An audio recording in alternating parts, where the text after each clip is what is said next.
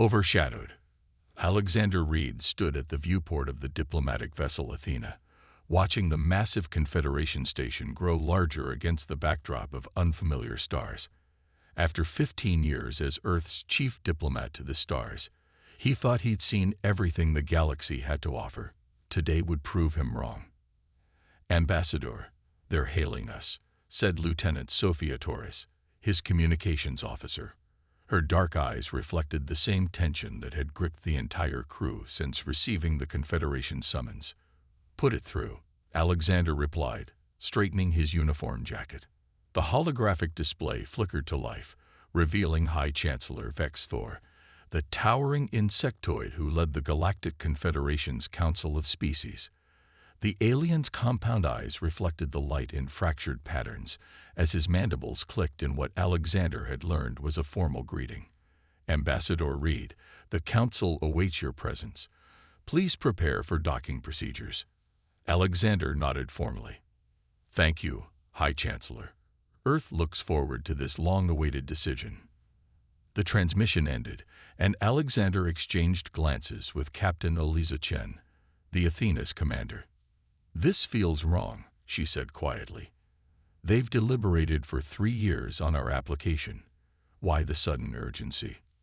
"I don't know," Alexander admitted, "but after decades of provisional status, Earth deserves full membership in the Confederation. Our contributions to interstellar medicine alone should have earned us that right years ago." An hour later, Alexander stood in the center of the vast council chamber.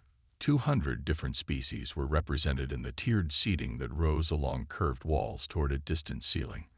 The architecture was designed to humble petitioners, and it worked.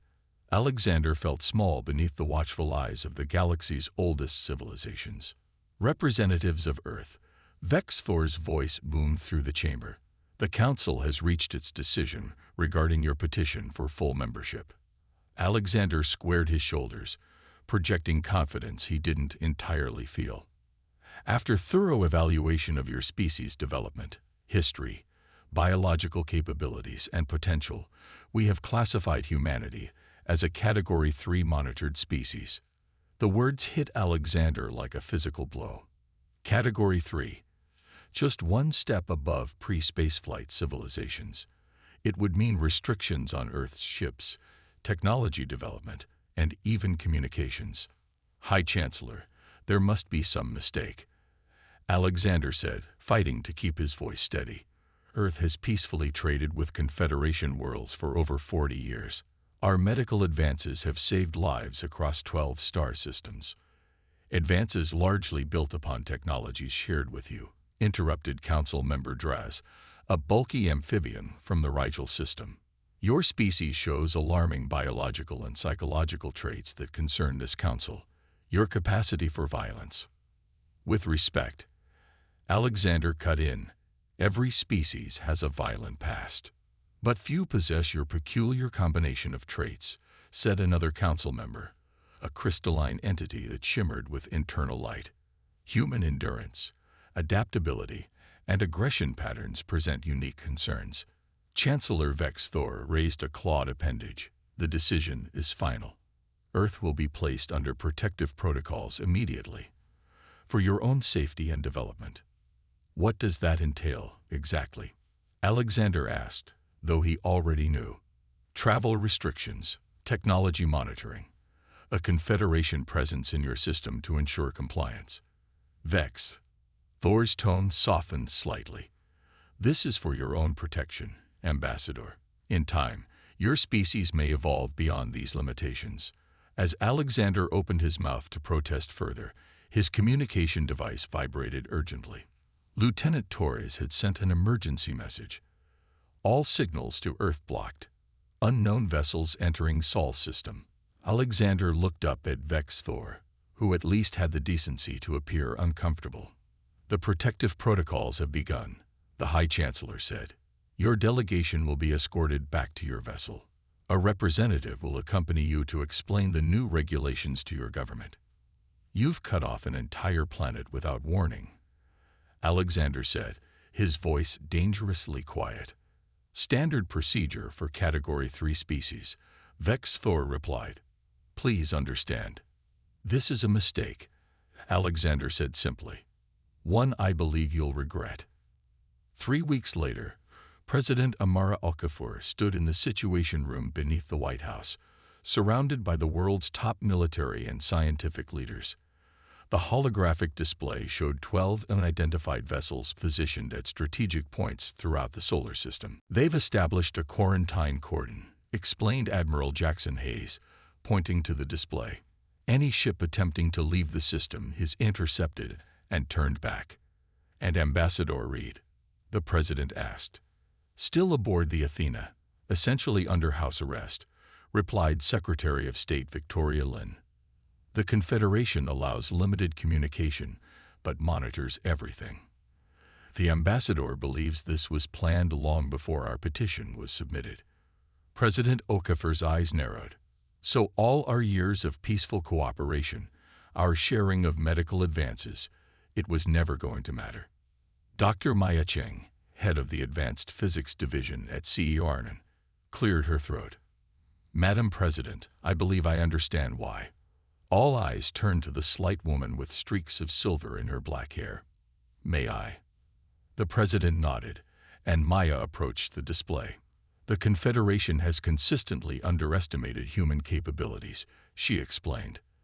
Their xenobiology reports classify our strength at approximately half of what it actually is. They've misjudged our endurance, reaction times, and psychological resilience. Why would they make such basic mistakes? Asked the Chinese premier, joining the conversation via secure link. Because we let them, Maya said simply. We've been so eager to seem peaceful that we never corrected their assumptions, and they've never seen humans under real pressure.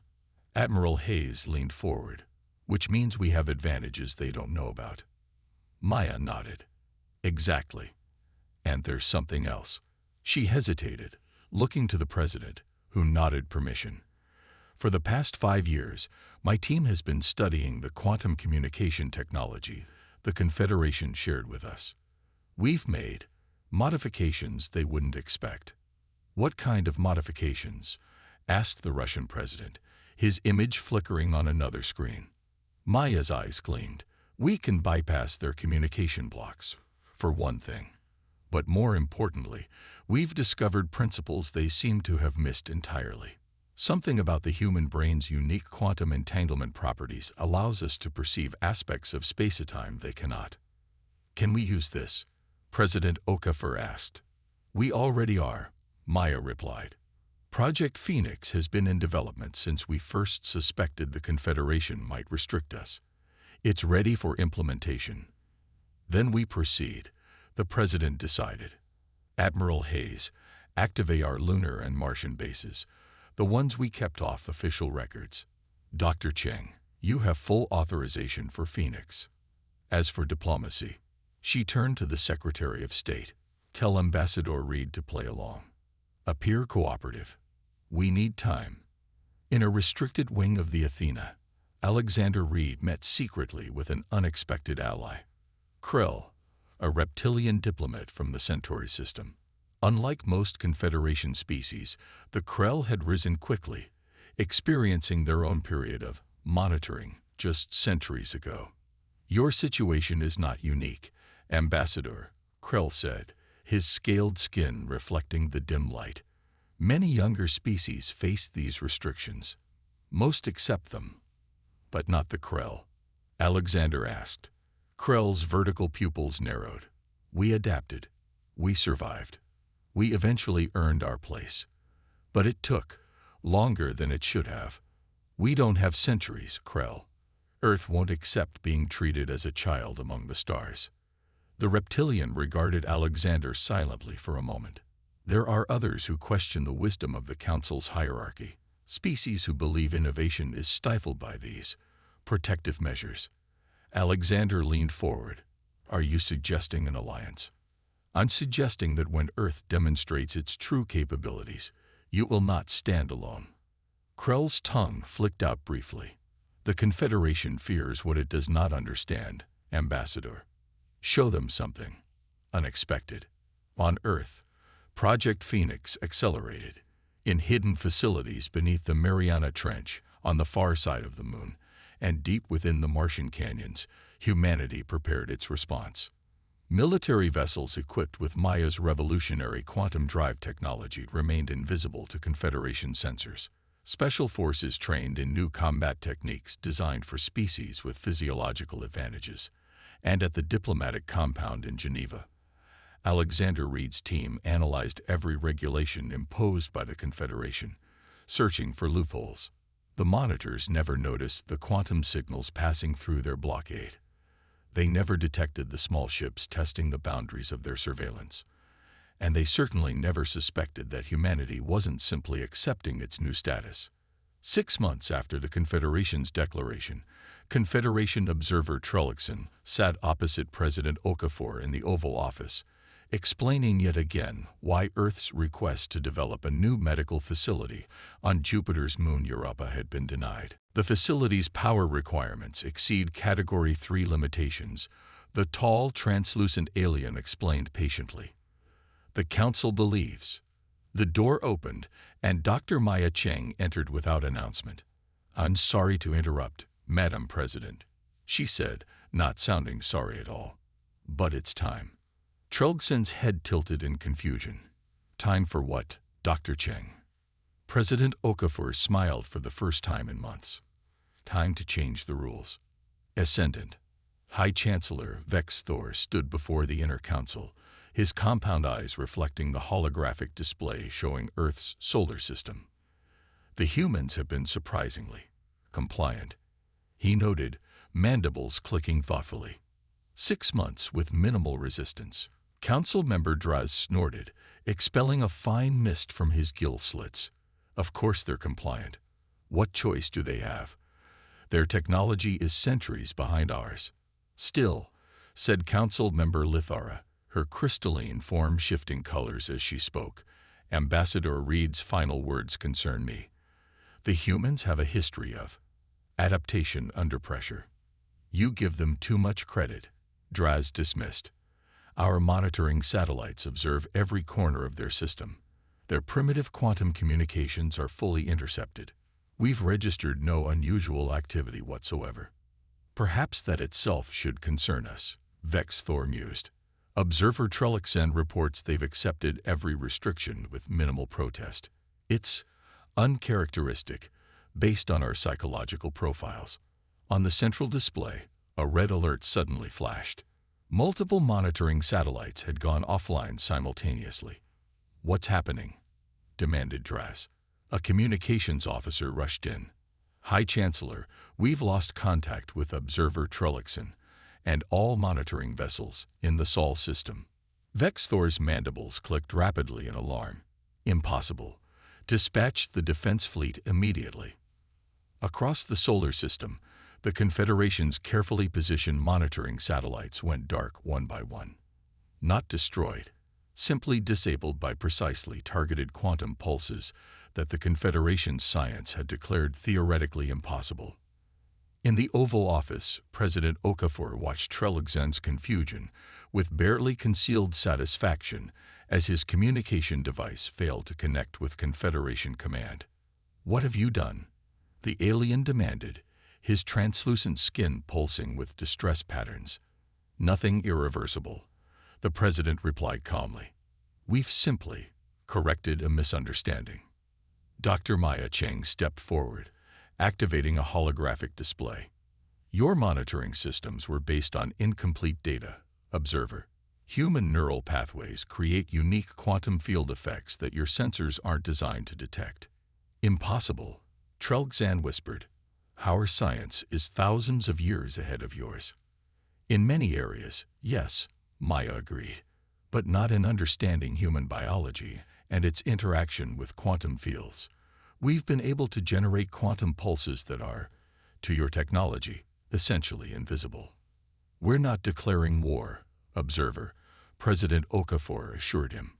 "We're simply demonstrating that we're not the primitive species you've categorized us as. Ambassador Reed is currently addressing the full council with our proposal." Aboard the Confederation station, Alexander Reed stood once again in the center of the council chamber. This time, however, The mood was drastically different. Urgent messages flowed between council members as reports of the disabled monitoring network reached them. "What is the meaning of this?" Vex Thor demanded, his usual diplomatic composure shattered. "This action violates every protocol."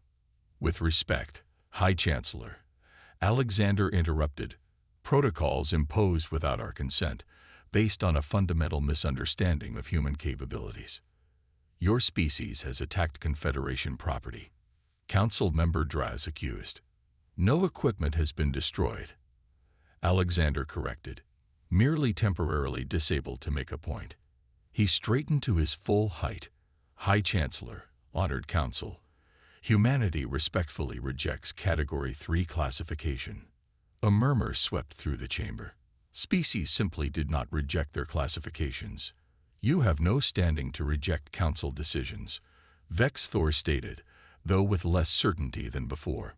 "Perhaps not under your current framework," Alexander conceded, "which is why Earth proposes a new framework, one that recognizes the unique contributions each species can make, regardless of their technological development stage."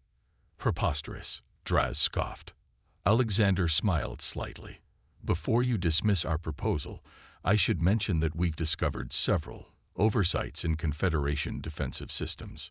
Oversights that other, less peaceful species might eventually exploit." On cue, the chamber's main display activated without authorization.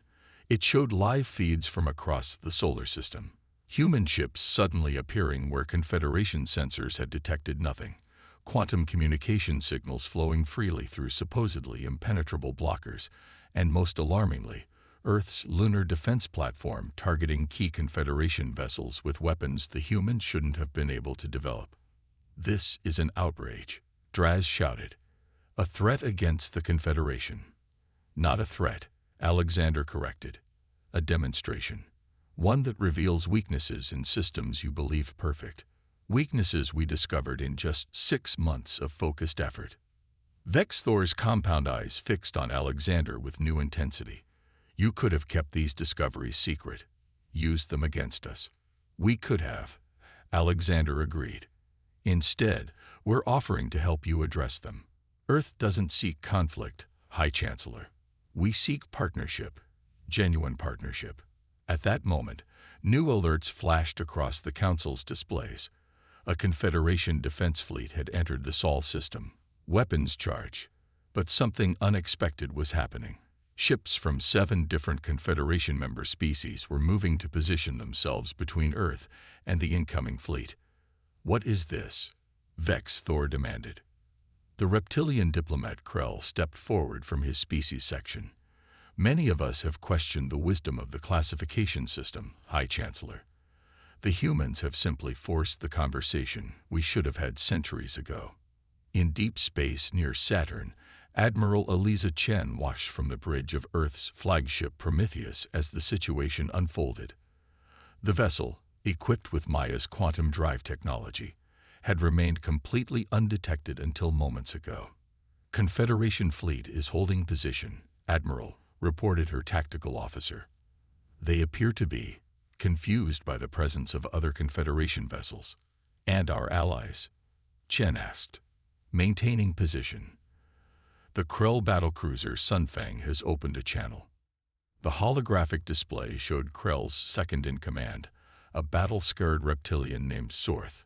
"Admiral Chen, the Confederation fleet commander is demanding we stand down." "And will you?" Chen asked. Sorth's mouth opened in what Chen had learned was a reptilian smile. "We believe the humans deserve to be heard, as do many others who have lived under the Confederation's guidance." On the Confederation station, the Council chamber had erupted into chaos. Multiple species were openly questioning the classification system that had stood for millennia. "Silence!" Vex Thor finally roared, his voice amplified to painful levels. When order was restored, he turned his compound eyes toward Alexander. "Ambassador Reed, your point has been forcefully made. What exactly does Earth propose?" Alexander stepped forward. "First, Earth's immediate reclassification as a full member species with all associated rights. Second, a comprehensive review of the classification system itself, and third, a joint research initiative integrating human quantum theories with Confederation technology, for the benefit of all species. You ask much, Vex Thor noted. We offer more, Alexander replied. Human innovation, adaptation, and yes, our unique perspective as newcomers to the galactic community. We see possibilities where ancient civilizations might see only established patterns. Vex Thor conferred quietly with other council members before turning back to Alexander. The council requires time to consider these unprecedented proposals. Of course, Alexander said reasonably, while you deliberate, we'll maintain our demonstration. Should the Confederation fleet attempt hostile action, they'll discover additional gaps in their tactical systems. Vex Thor's mandibles clicked rapidly, and what Alexander had learned was a sign of resignation. That will not be necessary, Ambassador. The fleet will withdraw to non-threatening positions. 3 days later, President Okafor stood before the United Nations General Assembly, the largest gathering of world leaders in history. The Galactic Confederation has accepted our terms, she announced to thunderous applause. Earth is now recognized as a full member species with all associated rights and privileges. The screen behind her showed the signing ceremony. Alexander Reed and High Chancellor Vex Thor formalizing the new agreement. But this is only the beginning, she continued when the applause faded. The Confederation has agreed to establish a Reform Council, with Earth holding a permanent seat, to reevaluate how emerging species are integrated into the galactic community.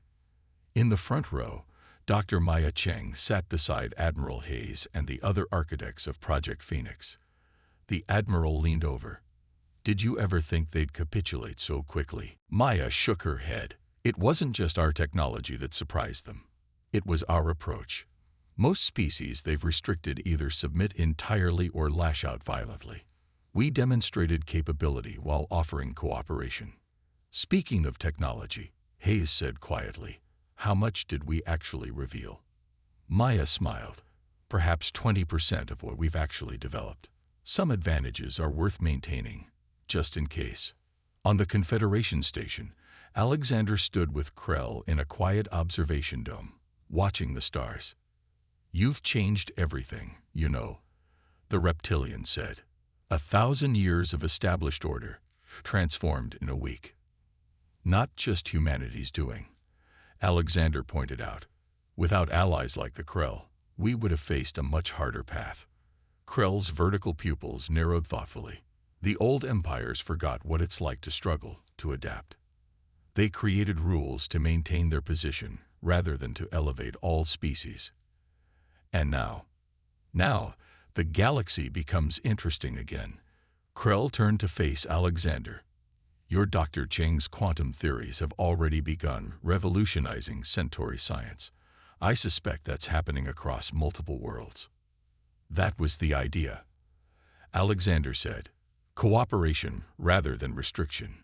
We all advance faster together. A communication alert chimed, and Alexander checked the message.